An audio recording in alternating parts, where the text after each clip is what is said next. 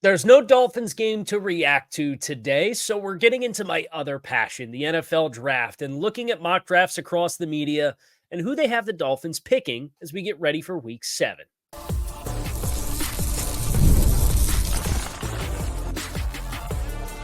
You are Locked On Dolphins, your daily Miami Dolphins podcast, part of the Locked On Podcast Network, your team every day. All right, Miami, welcome to another episode of Locked On Dolphins. It is your team every day here on the Locked On Network. I'm your host, Cal Krabs, a lifelong Miami Dolphins fan, host of Locked On Dolphins, co-host of Locked On NFL Scouting, author of Touchdown Miami on Substack, and the NFL draft lead for the 33rd team. Tip of the cap to our everydayers. You can find all of our shows here on Locked On Network, on YouTube, or wherever you listen to your favorite podcast, because we don't just say it, we live it. It is your team every day. Today's episode of Locked On Dolphins is brought to you by PrizePicks. Go to prizepicks.com/LockedOnNFL and use code in all lowercase Locked On NFL to win $50 instantly when you play $5. No Dolphins game, stress-free weekend. Hope everybody enjoyed it. Nice opportunity.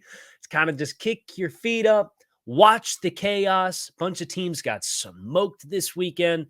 And the Dolphins were not amongst them. So that makes it a nice weekend. And then we get the bonus of either the Bills or Jets losing tonight in Monday Night Football. So with no Dolphins game to react to, your bye week content kind of interrupts the general flow where you get a post-game reaction on Monday.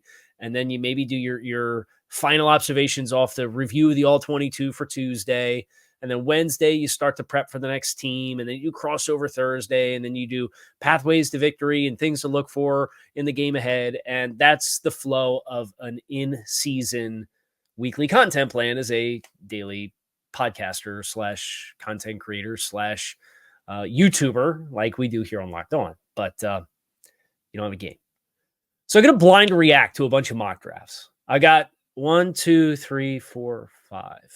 mock drafts pulled up. 4 of them are blind reactions. One I peeked and cheated because I wrote the dang thing, and it posted this morning over at the 33rd team. So I guess this is a nice time to kind of remind everybody about where I am at with my frame of mind because, spoiler alert, I mocked the Dolphins to draft a quarterback in the first round. And I know the team gave Tua Tagovailoa a contract extension. I actually thought, I believe it was Big O. It was Big O. If you're not familiar with Big O show, he's been doing the Dolphin stuff and South Florida sports for a really long time. I thought he summarized the Tua Tagovailoa situation wonderfully this past week in some of his content. I very much fall in line with where his frame of mind is. And that is, you knew that there was risk of injuries. But in the build up to signing a contract agreement with Tua Tagovailoa for a contract extension for significant dollars. And I was comfortable with that risk. But it's the fact that the Dolphins have been put in this situation with yet another avoidable play that did not have to happen if Tua played with the proper discipline of a player of his stature, with his injury history, that for me has really just removed a lot of the trust and confidence I have in that situation. And I know as a proponent of doing contract extension with Tua Tagovailoa and knowing what I knew at the time, I felt and feel that was the right thing for the Dolphins to do. But I do think it cuts both ways as a player, that you have to take liberties to protect yourself on the football field. And especially for Tua, that's more important than most any other player. And that play in that moment in time in week 2, late in the third quarter, down 3 touchdowns with a whole season ahead of you, was not the proper, in my eyes, way to do your responsibility to yourself and your responsibility to your team to be healthy. Now, what the Dolphins ultimately end up doing with Tua and the coaching staff and the front office, I know that we're in evaluation period for all that stuff. Like that. There's so much that can change, and that's what I'm looking forward to seeing the next 12 weeks play out to get the clarity that we need for where this organization ultimately goes from here. But one thing that I do believe is you can't put yourself in this position again. And the benefit to the doubt, and I know that they've worked really hard to build the confidence of Tua Tagovailoa as a passer, and I know Omar Kelly's been pounding the table about competition at the quarterback position. And I understand why the Dolphins really didn't do that when the first couple of years of Brian Flores, all he did was dump on the guy and you had to rebuild his confidence, and investing in quarterback to a certain degree is probably counterproductive. It makes sense. I understand why the team's process was the way that it was, but all of that's out the window now. At least it is for me and my perspective of how you have to handle the quarterback situation. So whether Tua is here for 2025 and presumably 2026, because if he's here for 2025, then his 2026 salary guarantees, or if the team goes in a different direction and accepts sunk cost to sunk cost and makes whatever decisions that they need to make at the quarterback position and elsewhere for the operations of the football team based on the parties that were involved in making that decision that ultimately blew up in your face in a game and a half. However it ends up, you have to have someone else you have confidence in to start. So I did the mock draft for the 33rd team. And that's the long roundabout way of telling you why I put a quarterback on for the Dolphins, even as Mike McDaniel has his press conference availability today and says he expects Tua Tagovailoa will play again at some point this season. He just doesn't know when. And Tua, of course, is eligible to come off of injured reserve after this Sunday's game against the Colts.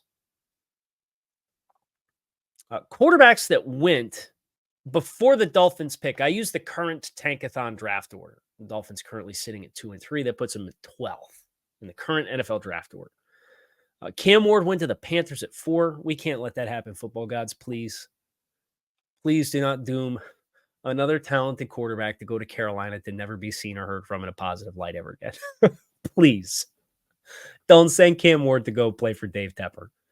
The Raiders at 8 drafted Shedeur Sanders from Colorado.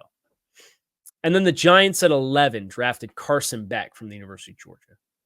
That left what I think is 2 quarterbacks that I think have first-round prospects. If you were going to go in a different direction, you could probably potentially circle back and draft like Drew Aller from Penn State in the second round. I didn't do that. I had the Dolphins drafting Garrett Nussmeier, quarterback from LSU. He did not play well against Ole Miss for the majority of the game. So if that's going to be your first exposure to Garrett Nussmeier, you're probably not going to like the pick all that much. But the body of work that he has on the entirety of the season, which is his first year as like the unquestioned starter at LSU, he's been there. He backed up Jaden Daniels last year. He can move. He's got a live arm. He throws with anticipation. He throws with timing. He's got a feel to extend plays within the pocket. He's tough within the pocket. He's a big kid. Dane Brugler from The Athletic and Jim Nagy were just talking about him. Jim Nagy, the executive director of the Senior Bowl, was just talking about him this morning. And Dane dropped I see a lot of Tony Romo in his game.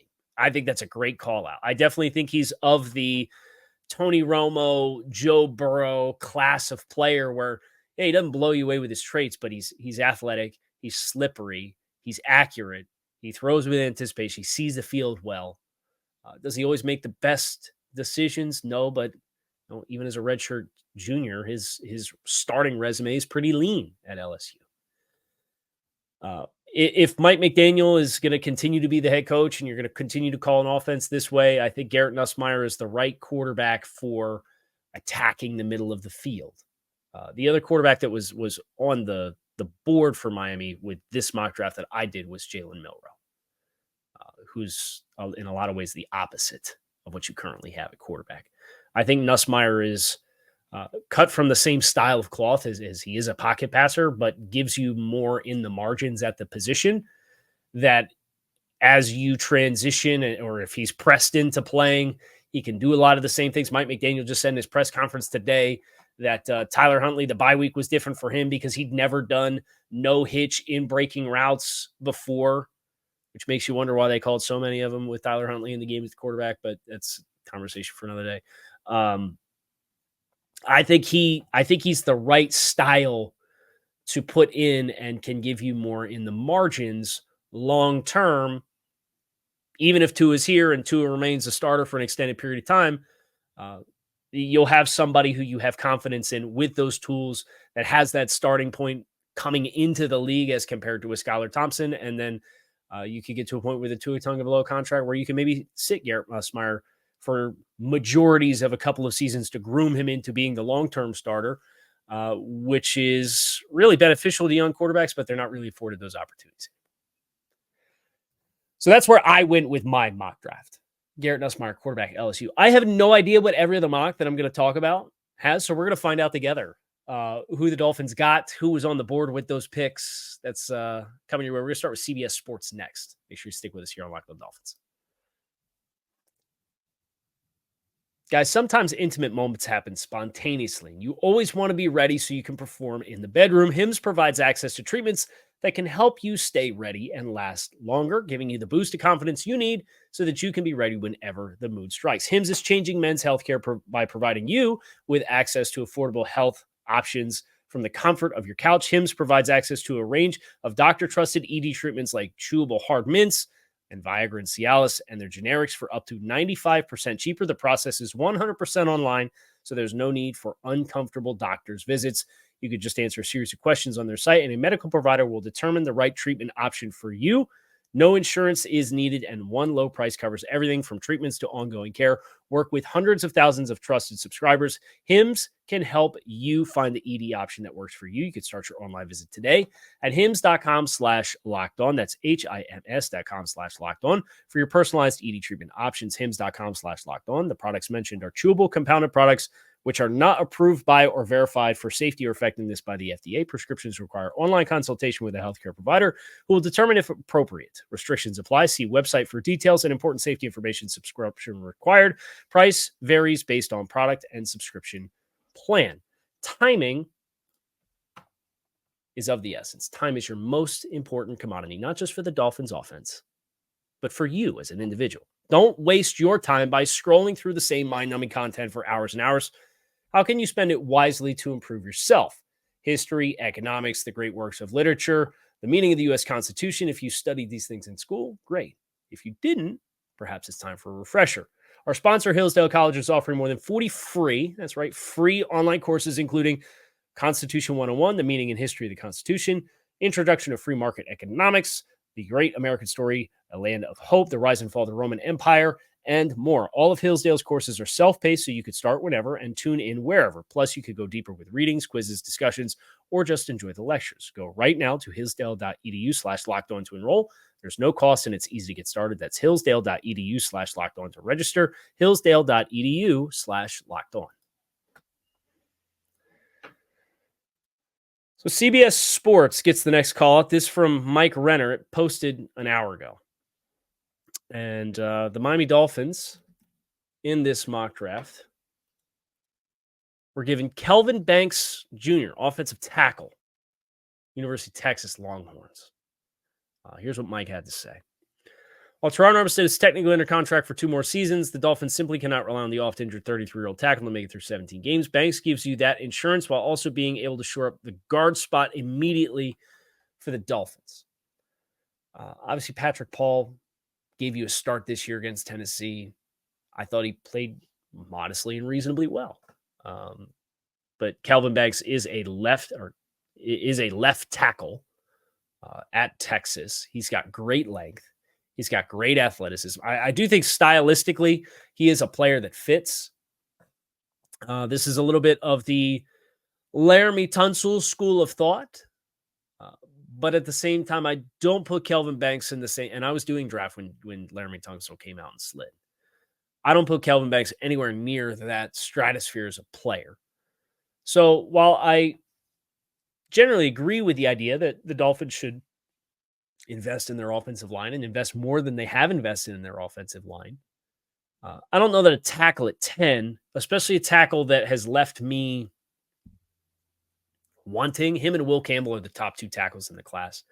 And I know offensive line is going to be a popular pick for the Dolphins in these mock drafts. And I know a lot of fans want the composition of the group to look different. I wanted it to look different too in April. I want to see who else is on the board that might make sense.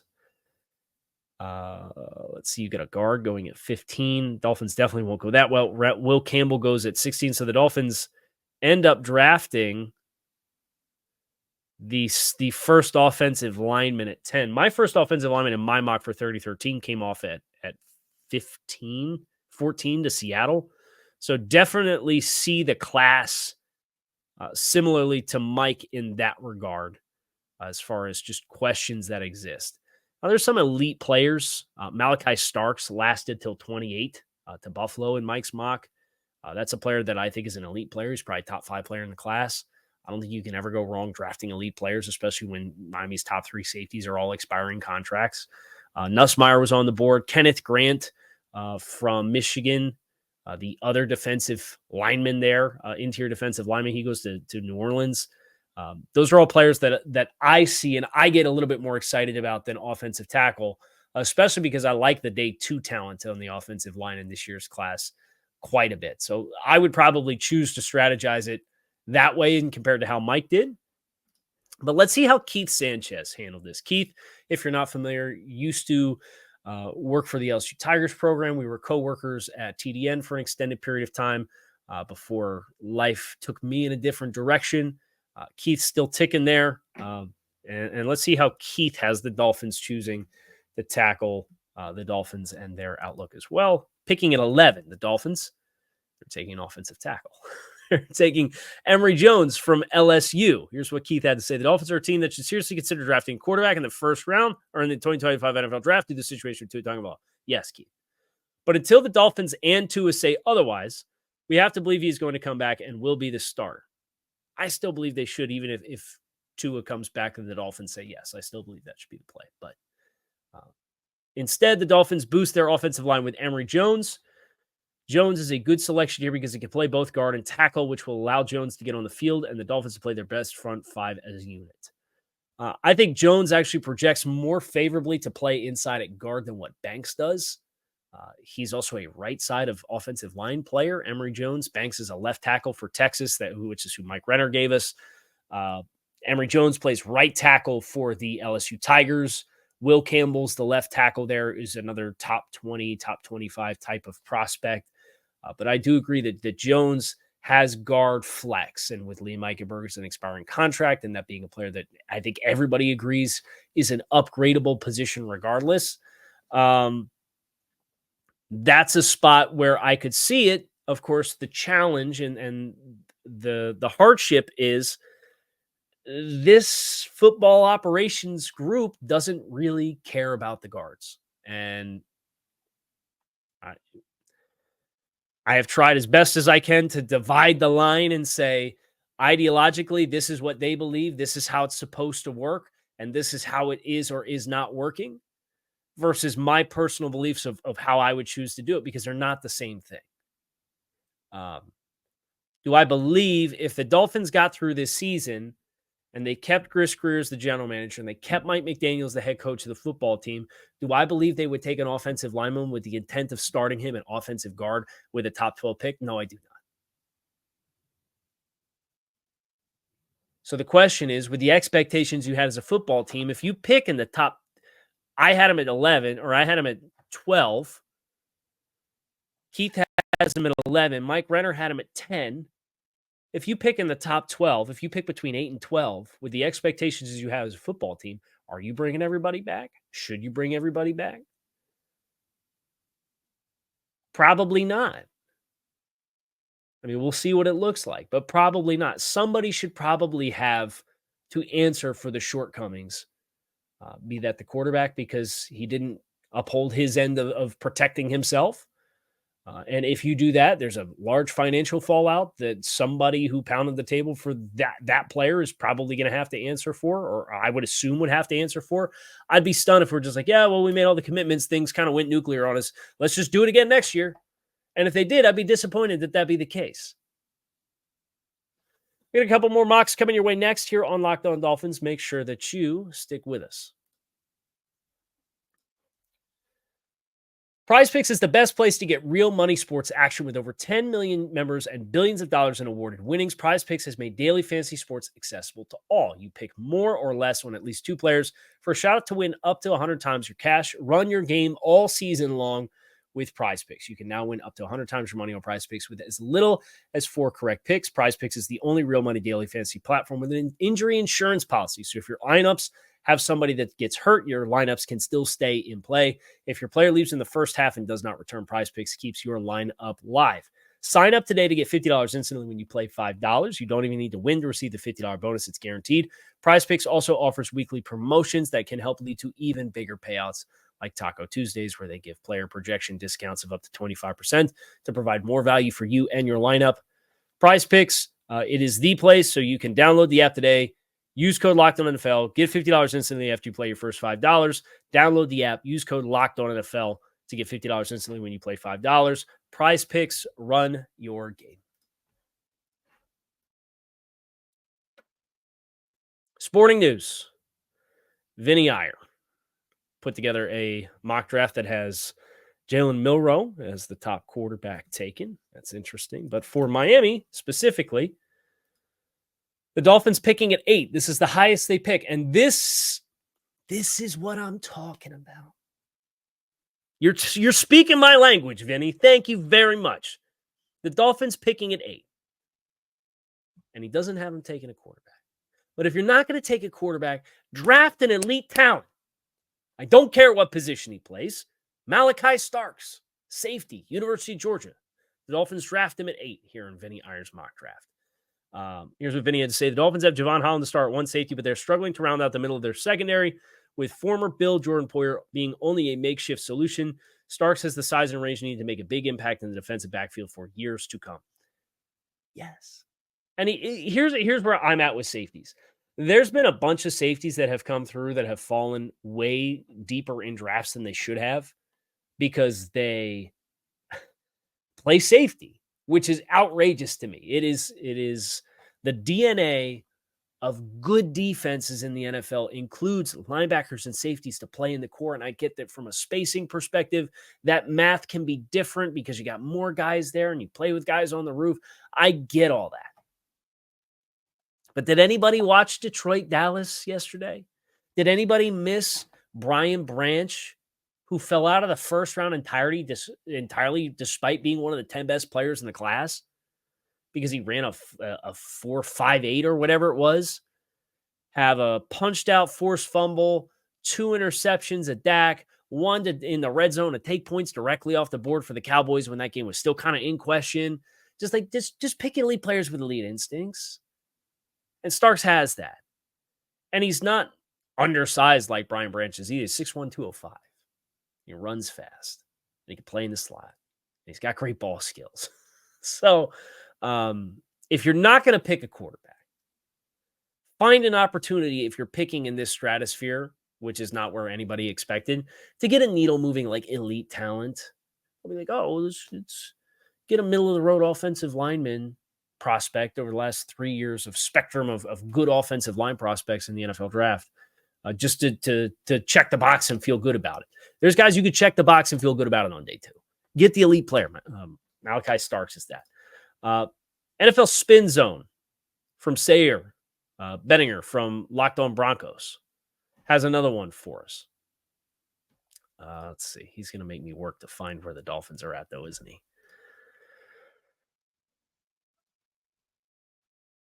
Number 8. Dolphins picking at 8 for Sayer as well. So that's 12, 11, 10, 8, 8 in the 5 mock drafts that we have prepped.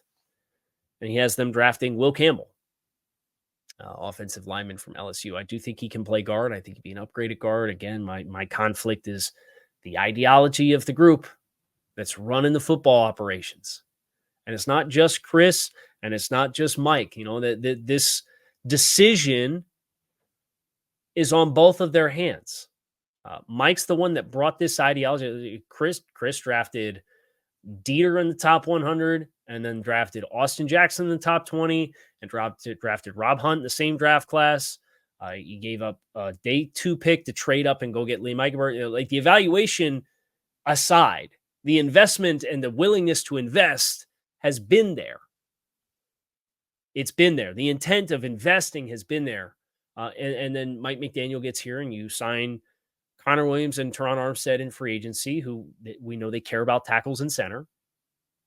And they've kind of let it fly ever since. And they don't re-sign Rob Hunt. And then they sign Aaron Brewer to replace Connor Williams for a contract that's about the same market investment than what Connor Williams was 2 years ago. So, like, Mike brought this school of thought with him. It's the Shanahan school of thought. But Chris Greer, as the general manager of the team, like your name's at the heading of all of it, right? So that's where, for me, I've got a really hard time. Like, is Chris Greer finally going to put his foot down and be like the GM of the team and be like, hey, no, we kind of can't get away with doing this anymore. Like, we have to draft players that are going to do here and do so with top picks. I don't know that they will. And I think for that reason, that's why, for me, that kind of the current state of affairs of football operations from an ideological standpoint on the offensive line, I don't know how it changes unless you make the changes with the group.